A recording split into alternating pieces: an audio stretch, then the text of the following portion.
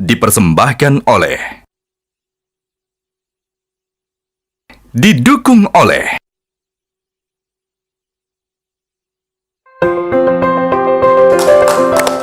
Terima kasih pemirsa, Anda kembali menyaksikan Juragan Zaman Now Season 5, saatnya UMKM naik kelas. Pemirsa, sekarang ini banyak pelaku UMKM Indonesia yang memiliki potensi luar biasa untuk naik kelas, menjangkau pasar yang lebih luas, bahkan menembus pasar global. Para pelaku UMKM ini tentu memerlukan dukungan dari berbagai pihak.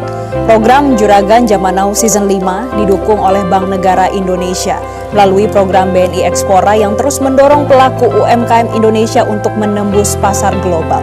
Lewat Ekspora, UMKM akan didampingi menjadi go produktif dengan edukasi dan juga akses permodalan, go digital melalui digitalisasi usaha dan pasar online, serta go global yang membuka akses ke buyer internasional.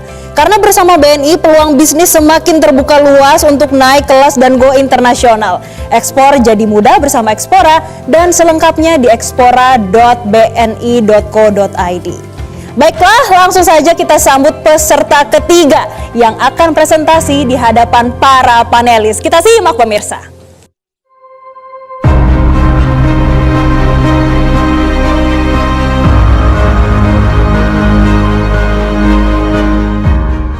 Waktu itu kami hanya punya uang tunai Rp250.000 untuk memulai usaha ini. Awalnya kami hanya menawarkan ke teman-teman sekolah dan relasi saja melalui media sosial. Bumbu segar khas yang kami racik di dapur sendiri menjadi keunikan dan keunggulan dari produk kami. Dan ini menjadi kekuatan serta keyakinan kami untuk terus konsisten menjalankan usaha ini. Dari yang awalnya kami hanya mengerjakan berdua, saya dan suami, lalu kami mulai memberdayakan perempuan kepala rumah tangga dan remaja sekitar rumah produksi kami.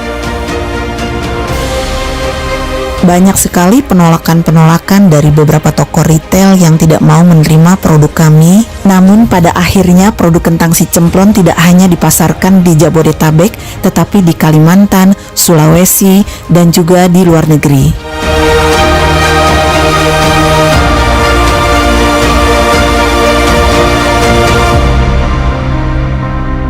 Assalamualaikum Juragan.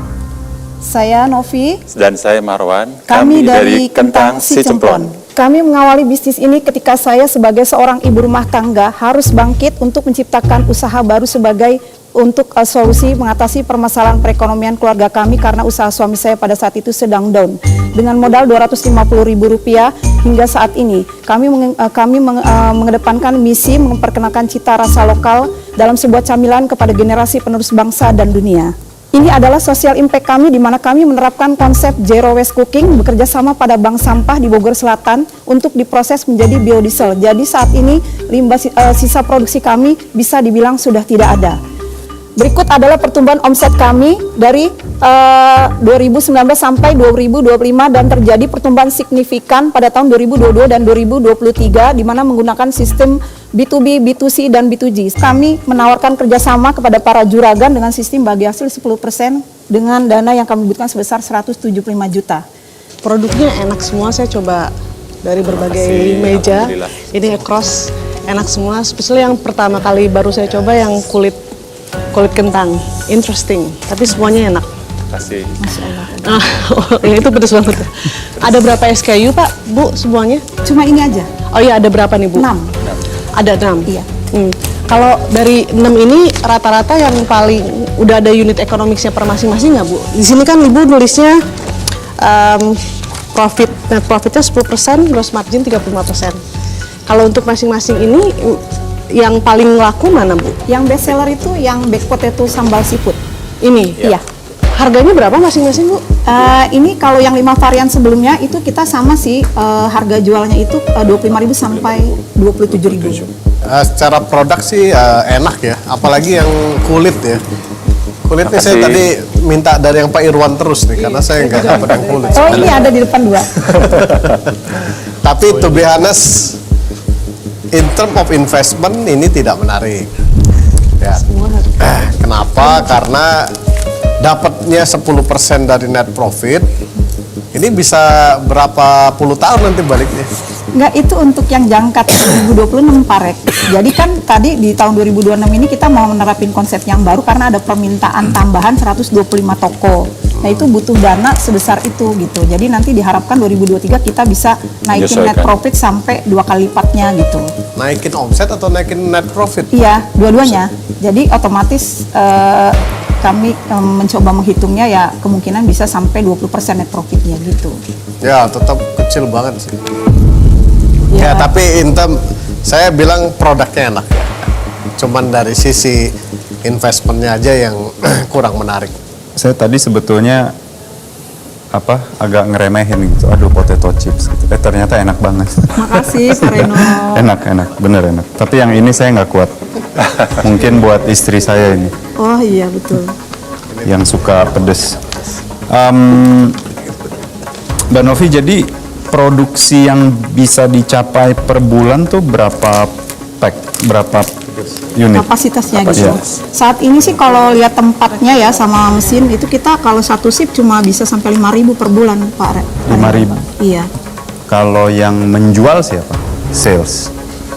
Yang menjual tadi Retail. iya retail, online dan offline. Enggak, orang yang menjual dari kentang Kalau si untuk saat cemplon. ini yang offline masih dipegang ini Pak Marwan. Marwan. Iya, untuk kedepannya makanya kami butuh tenaga khusus untuk mengecek stok produk, membagikan tester gitu, dan untuk memantau ketika dia habis harus di restock kembali gitu. Pak Marwan, seberapa PD bisa jual 5.000 per bulan? Satu ke 10 Bisa. berapa PD? 8,5. 8,5. Oh, tinggi sekali. Pak Irwan? Nothing from me, saya terima kasih aja ada 2 varian yang saya bisa makan, jadi saya bisa menikmati produk yang sangat enak ini.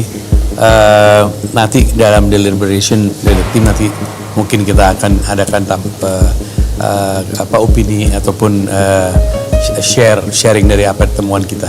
Terima kasih. Terima kasih Pak. Saya ada tambahan sedikit aja. Tadi kan di awal banget, belum masuk ke produk udah langsung masuk ke social impact. Menurut saya ada hal yang disayangkan. Ada bisa lebih improve in terms of presentation. Yang pertama, mau social enterprise itu apapun, yang pertama adalah bisnis. Jadi jangan dulu masuk ke social impact, produk dulu, bisnis dan finance dulu, baru masuk ke social impact.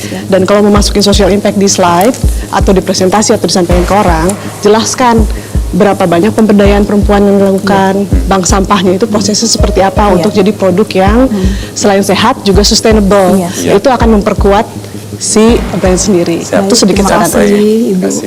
Oke, Ibu Novi dan Pak Marwan dari Kentang Si Cemplon, itu tadi pendalaman bersama para panelis dan tentunya mereka juga yang akan menentukan nanti hasilnya seperti apa. Untuk sementara kami persilakan untuk kembali ke tempat. Terima kasih. Saya mencoba beberapa variannya, hampir semua konsisten rasanya dan tidak meninggalkan aftertaste atau rasa-rasa yang tidak nyaman setelah makan. Saya terima kasih ya dan apresiasi yang setinggi-tingginya untuk para panelis ya, termasuk di sini semua kru juga. Kalau kita sekali lagi produk kita udah diapresiasi sama orang-orang yang kompeten gitu kan. Makasih banyak, dan ini terus terang menjadi motivasi kita ya agar kita terus bekerja keras, agar kita yakin bahwa kita akan maju di suatu saat nanti.